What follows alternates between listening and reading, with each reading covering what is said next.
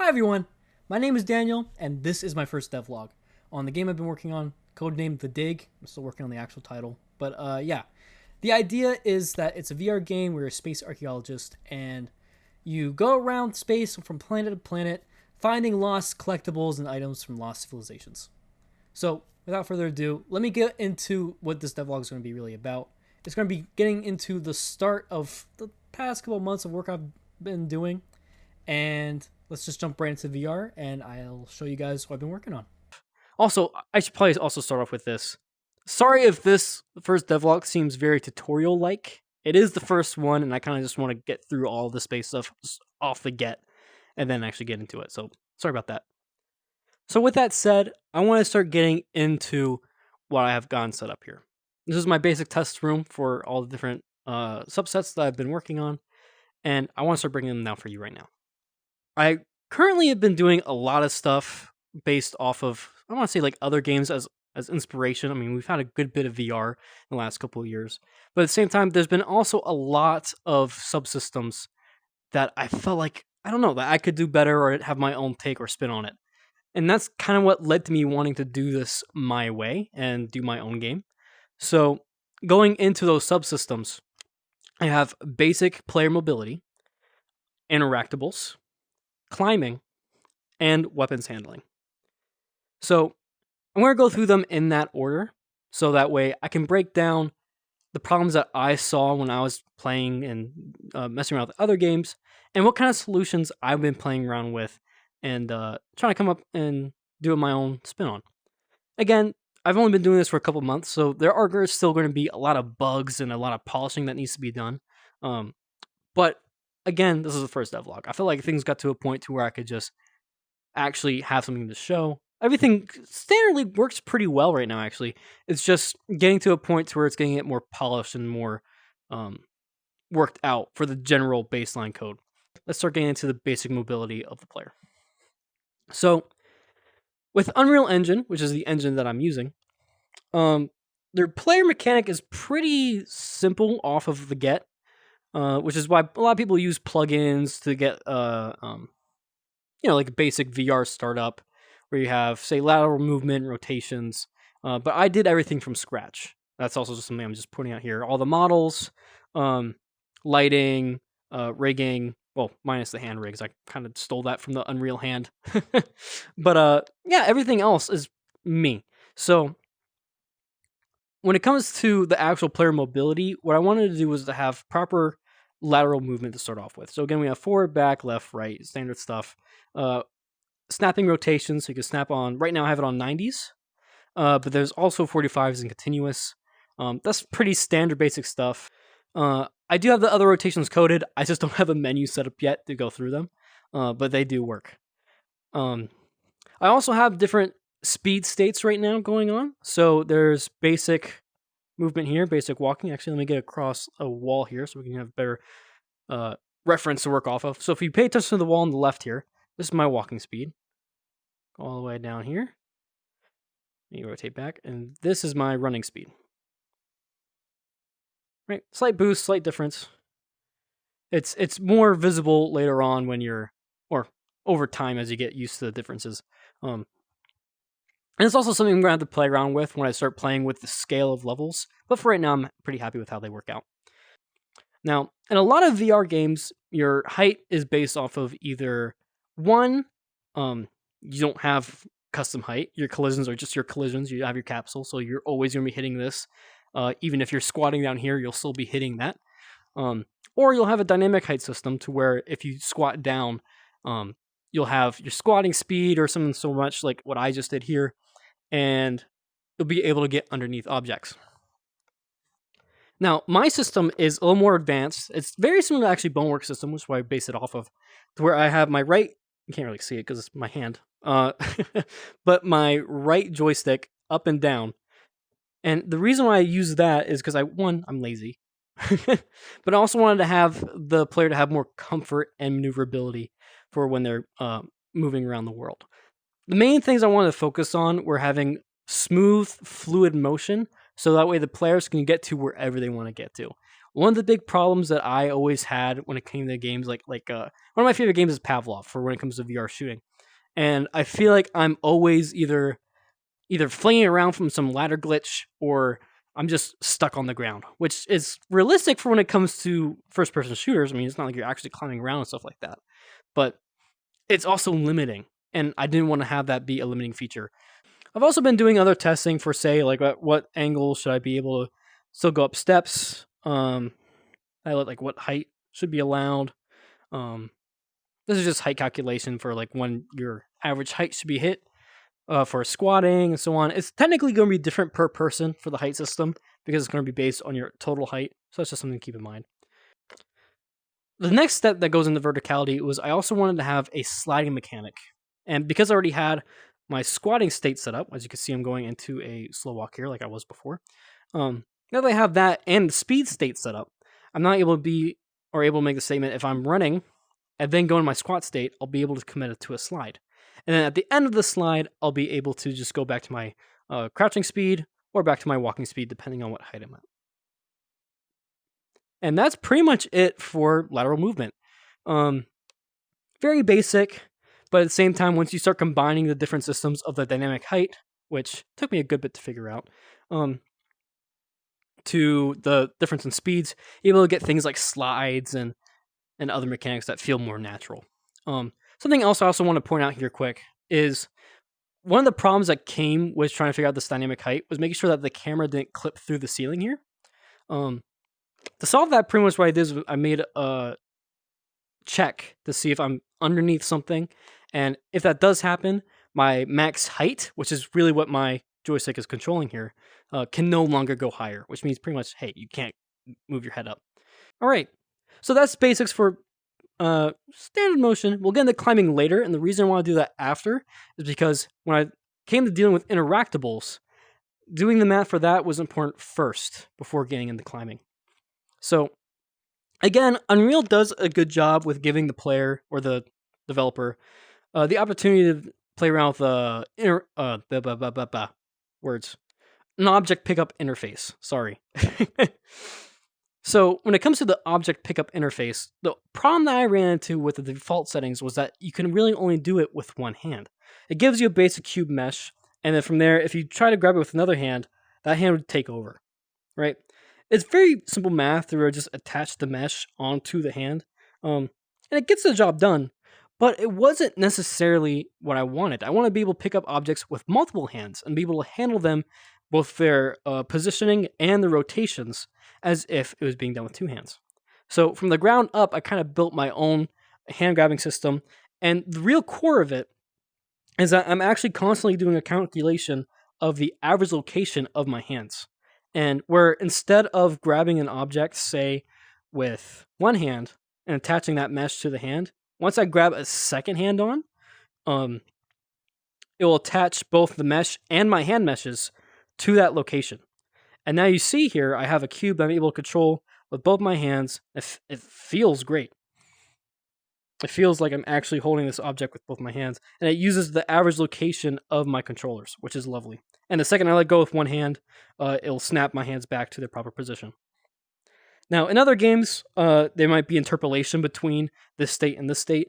That's something I have to play around with later on when I start doing full body rigs, because I do plan on doing full body IK and having that all set up.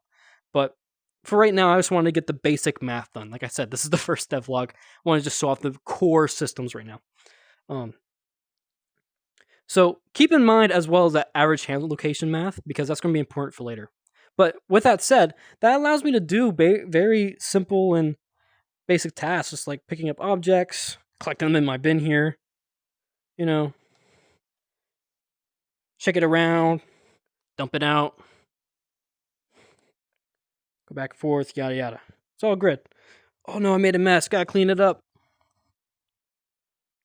To squat down, I literally just use my joystick, stand back up, put it on the table. Now there still is a good bit of jittering and stuff like that. I haven't done really any of the weight calculations yet, but for the actual interacting and grabbing of the objects and attaching them to my hand actors, that's all set up, and I love how it's feeling right now. Now, getting into climbing. Again, you gotta remember that average hand location. What that does, it allows both hands to have influence over an object, or more specifically, over a position. And it's that position that I then used to then figure out how to do the climbing. Let's actually start over here real quick.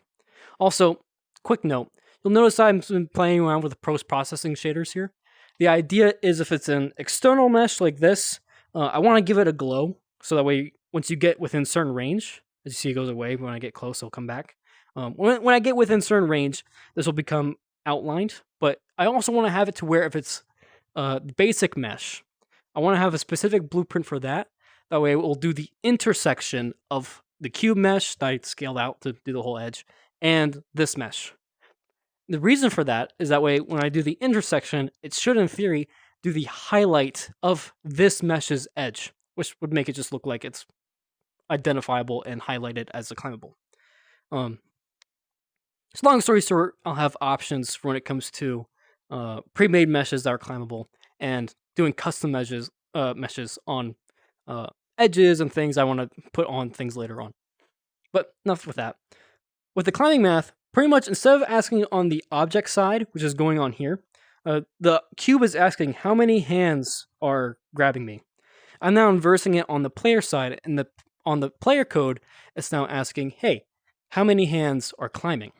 And as soon as I have this right now as a pivot point, maybe we'll bring this around. But as soon as I grab with another hand, now both my hands have influence. I'm moving my left hand here, which is showing a little jitter there, and I'm moving my right hand here, shows that. If I move both, we'll go down, up, shimmy across, go down, go back up, so on. Something else I wanted to add, which is based off of a problem that I was facing before, was getting over ledges. That's the thing in a lot of VR climbing games, at least I've experienced, that can feel kind of janky, whether it be, again, full physics of you trying to get over yourself, or just doing some weird teleport, or whatever it may be. So something that I wanted to add to implement to fix that is also a very popular mechanic in a lot of other parkour games, say like Assassin's Creed, Uncharted, and so on, is a ledge jump. So in this case, I'm holding onto this ledge here, and I want to use... Oh wait, I should also explain that. I also have a jump. Quick note. I have a jump. But yeah, so I have both my hands on the ledge here. Pretty much the only way to commit to a ledge jump is if you have both hands on a ledge, and then you hit the jump button. And you'll go up about 200 units in game. Now, that's very useful in spaces like this, to where, say, I obviously can't reach that. So doing a jump like this, oh, that's like perfect spacing. And now I'm able to get up even higher. And it also works with whether or not you're holding one mesh or two. So I'm holding two different meshes here, do a ledge jump, and I'm good. But yeah, so that's when it comes to like jumping and climbing.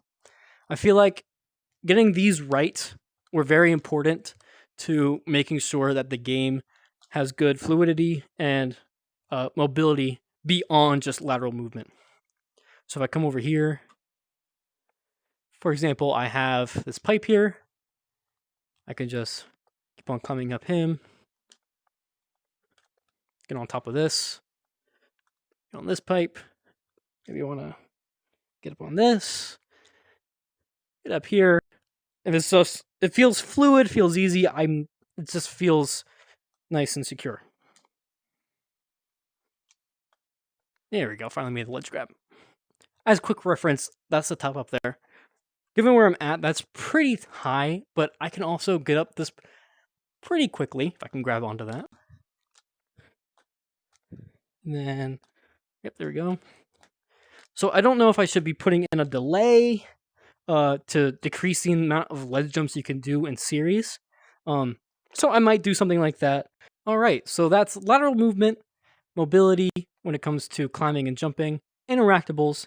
Now let's get into weapons. So I technically have two weapons. The first weapon is a spear, which is just a test of the two-handed math. Make sure it works properly. And I'm gonna put that back down. But really, let's get into blasters. So this is planned to be like a sci-fi game. So I'm going to have a bunch of different blasters, and the idea is each blaster will have its own specific special function. In this case, with our sidearm here, he's able to do 2 different firing modes. I'm going to put him in his holster here. I also have a whole holster system, which I'll explain as I go through this part of the devlog.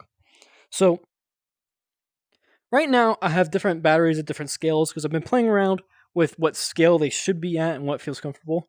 Right now, the smallest scale is what works with the gun, but at the same time, I feel like in game, this would be too small and not very easy to be able to be picked up. So, I've been playing around with different scales, and what I really came to a conclusion with was I know that this is like too big. Let's just smack them in there. So, I was between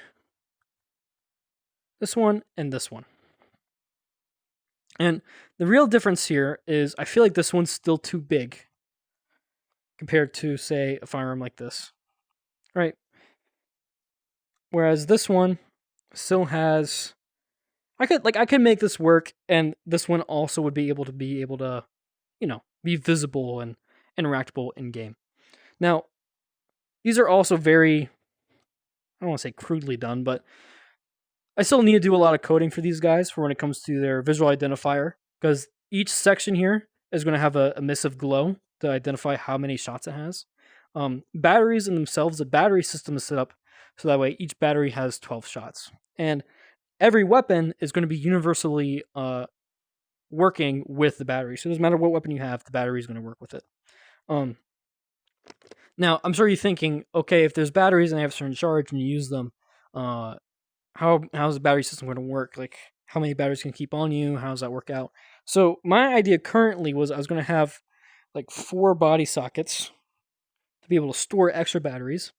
And then, say you use up a couple shots, the socket that's down here is actually going to be a charger. I'm planning on having 2 charger sockets, and then over time, they'll charge the batteries. So say you want to then have your battery back, or say you run out of ammo, you need to have one back. You're going to do a quick hot swap because there'll be 2 ports. Take your current battery out, put it on the secondary spot, take the one that was charging, put it back on. So that's the idea behind that. Really, something I really wanted to do is because, again, I know a lot of the focus has been making the player quick. So I wanted the weapon mechanics to feel focused. That way the player has to pay attention to what they're doing. Also, again, I haven't done any specific sockets to attach my hand to. I haven't done that for any of the interactables for climbing or even the weapon. I just haven't felt like doing any of the rig stuff yet because, again, I'm trying to figure out if I'm going to be doing, or when I'm going to be doing full body IK and integration and stuff like that. But yeah, so that's the basics of batteries. You have to watch out for your charge count, put them on your charger, and consistently try to hot swap. Now, I noticed that this is getting kind of clustered, so I'm also considering putting like 2 spots on your wrist and seeing if that will work. So that's something I'm going to have to play around with. The one thing I'm worried about with that is, say there's something on this one, and then you have to take it and then put it on the charger, or vice versa, take one from here and then put it on the charger. So I just gotta see what's most comfortable and work with that. But yeah, that's pretty much that for the basics of batteries. Now, when it comes to the actual weapon itself, like I said, each one's going to have a unique firing mode. In this case, he does, or a unique trait, and that's activated by the secondary button on your controller. So in this case, this is my joystick for lateral movement. Left and right on my right stick is my rotations. Up and down is my height. What is this? It's either A or X. It's the button on my right hand. The primary button on my right hand is my jump. And then the secondary buttons, either Y or B, are going to be triggering the special ability for whatever your weapon is.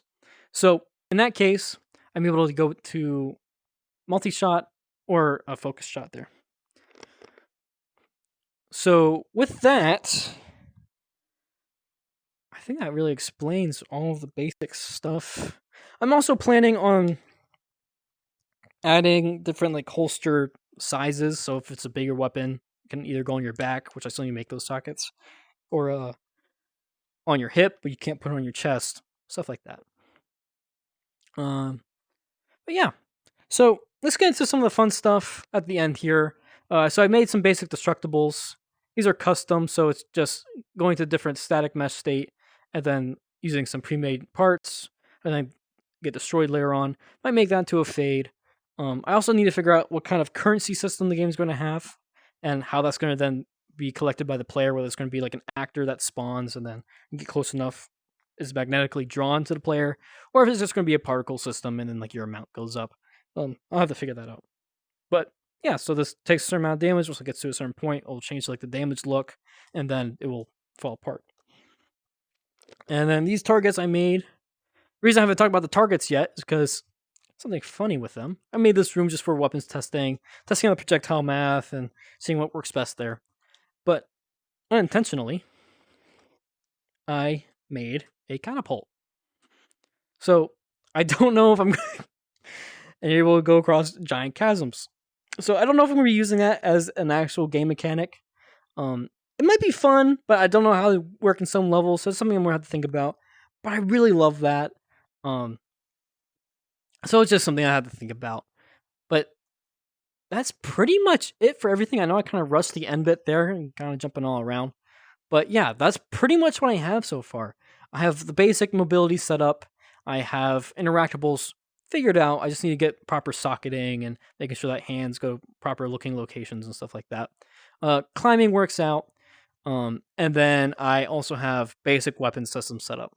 So let me jump out of VR so that way I can talk about pretty much the idea of the game, future plans, and just extra ideas or what I've been thinking about the process. Hey everyone, here I am, reality. So yeah, that's the game so far. So when it comes to talking about future plans that I have a lot of ideas bouncing around for avenues that I feel like this kind of playing mechanic could go. A lot of the main factors that went into this, it was me thinking about games that I grew up with, like Sly Cooper or like Ratchet and Clank, and how those like platforming abilities were able to work together and have smooth gameplay. Whereas there's other things today where there's just things are getting too clunky. I want to remove the clunkiness with the VRness and make it fluid and seamline as much as possible as I can. But with that said, I'm thinking I want to do a campaign story with this to where it's a good solid story. I actually have a story written out, still editing it and trying to get good iterations of it. But I have an idea of like a lot of levels and like kind of like the style and where things are going with that and how things could go. But I'm also thinking about one of the things that I like most about games is being able to get on and do it with your friends. And a lot of my friends now also are getting VR because VR's getting bigger and a lot of people are trying to enjoy it, which is amazing and awesome. So what I want to do is make also some kind of co-op mode if I can, and have some kind of missions that you're able to go through. And I don't want to spoil like any of the game. This is why I'm trying to be selective with the words I'm saying. But I want to have like a cohesive co-op experience where you do like specific objectives and missions, and then campaign, and then if I can, this is dream, but like multiplayer, like PvP. Right now I'm talking big scale dream. This would be like me seeing this game at its full potential. One of the inspirations for this is that I'm drawing off of also the memory of like Modern Warfare, like that series from Call of Duty. I always loved the variability in it, to where I could just go into the campaign, do campaign missions. I can get online and be with the guys. I could go do some co-op with the guys, or I could do some survival on my own. There's so many different ways that could work out, and I feel like I want to bring in a lot of those mechanics and bring them in. So that's kind of where my head's at. Originally, I was thinking about just doing the campaign, which would be a lot easier on my part, especially as an indie dev. But yeah, I thinking about it, I want to be able to put in the time and have this thing come out right and reach its potential. So I'm going to be shooting for those 3 different play states. With that said, I'm going to be prioritizing for getting this off the ground with campaign and maybe co-op, maybe, but mainly just focusing on campaign and getting like a demo. I'm trying to get a demo available so we can then start reaching out and trying to get some extra support with that. Which is another reason why I'm doing these devlogs. So I want to be able to, show the growth and show the changes made throughout, both good and bad. And hopefully, if this is received well or people are able to see it, they can give me feedback and I can build off of that and work out some more. So, yeah, that's pretty much my big goals for the game. That's like my dream state for the game. But yeah, so the plan short term right now, like what are my next keystones I need to hit? I want to be able to get done with a collection system for like the in-game currency, whatever that's going to be. Because whenever you break crates or whenever you go around collecting things, this is the core of the game is you're a space archaeologist and you're going around and you're finding things from like lost civilizations and trying to resurrect the past. Not literally, but you get the idea. So with that, what I want to do is have a like level collection system. So there's like a total quantity of collectibles or something in level, and if you find them all, then you'll get 100% yada yada. So that in itself shouldn't be hard. It's just the next thing I need to figure out. The hard part that comes with that is I want to get a scanner that's going to be like on the player's belt, and then they can like whip it up and then like look at it and then have it actually interact as like a scanner. Not only for just having like a screen on it to like show where things are, kind of like a heartbeat sensor or something like that from Call of Duty. It's probably the closest reference I can think of. But also have an actual scan function. So say you find a collectible, you can scan it and then it'll be collected. Stuff like that. So there's still a lot of work I got to do, but I am very happy with the results so far and the progress I've made. I feel like it's getting to a point to where I can start getting somewhat nitpicky with some of the sub features I've gone in, which is good. I want to get down to the nits and grits. So, with that said, this has been the first devlog. It just feels weird. I feel like I'm going to start getting a groove once I do more. But with that said, thank you guys for watching. If there's anything you guys have in mind for it comes to improvements, changes of mechanics, things that you guys feel like would be more fun, let me know. Put it down in the comments. I take all the feedback I can get, good and bad. If you guys like to see more of this, also consider dropping a like. It would mean a lot. And who knows if this gets more traction, that would be amazing. So we're going to end it off with that. Hope you guys have a good day, a good night, whatever it is. I hope it's going good. Peace out.